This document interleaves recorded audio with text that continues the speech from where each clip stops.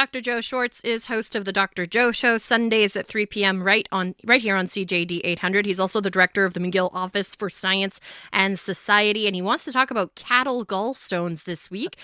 Consider me intrigued, Dr. Joe. Yes, it is indeed intriguing. Believe it or not, they are worth about twice the price of gold. What? Yep. Why? And the reason for that is they are used in traditional Chinese medicine. China, of course, has over 1 billion people, most of whom use traditional Chinese medicine. And gallstones have been in that category for thousands of years. And they are supposedly good for just about anything that ails you in China, whether it's heart disease, whether it's biliary problems, whether it's a fever, whether it's COVID. Gallstones from cattle are just the right thing. Although they don't use only cattle gallstones, bear gallstones are even more valued actually than cattle. But there's also gallstones from mouse and snake and turtle and frog, fish. Amazing. The question, of course, is what's the evidence? And there's precious little.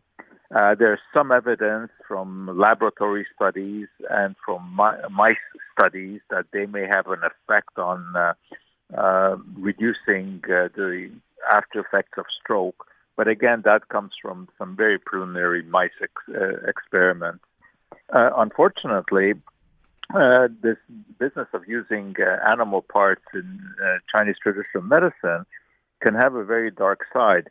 Now, in the case of the stones that are extracted from the gallbladder of cattle, there's no cruelty involved because they're taken from the cattle after slaughter. However, unfortunately, some bears are raised specifically for extracting substances from their gallbladder, and they're raised in small cages where they can hardly move.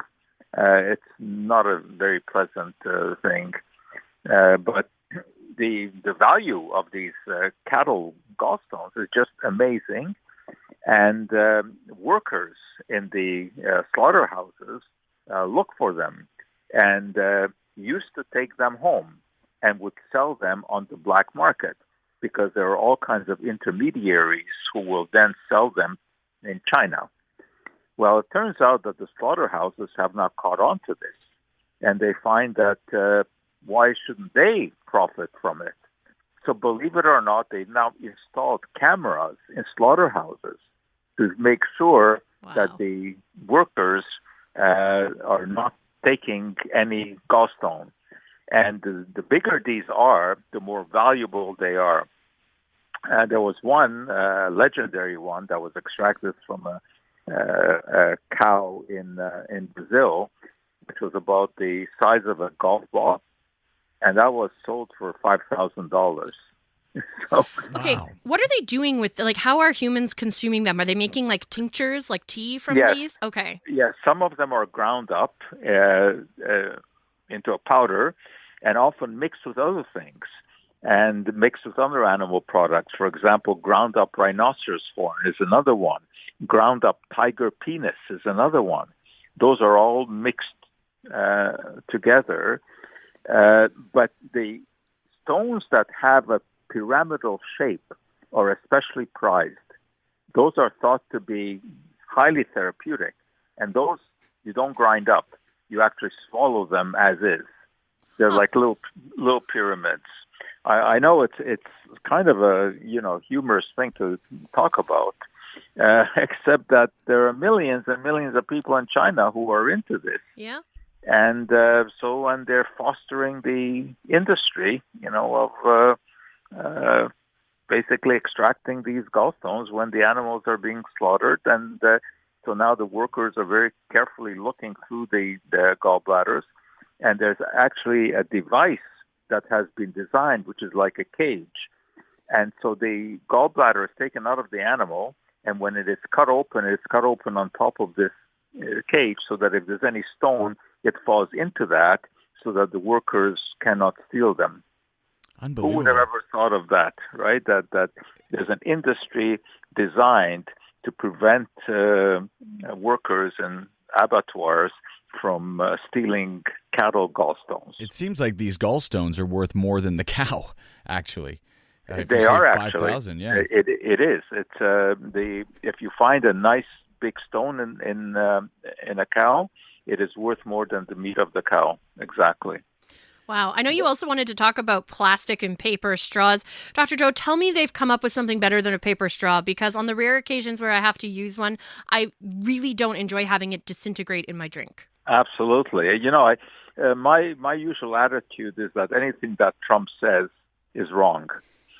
Fair. But there's an exception here, because he actually now has reintroduced plastic straws instead of paper straws in government places.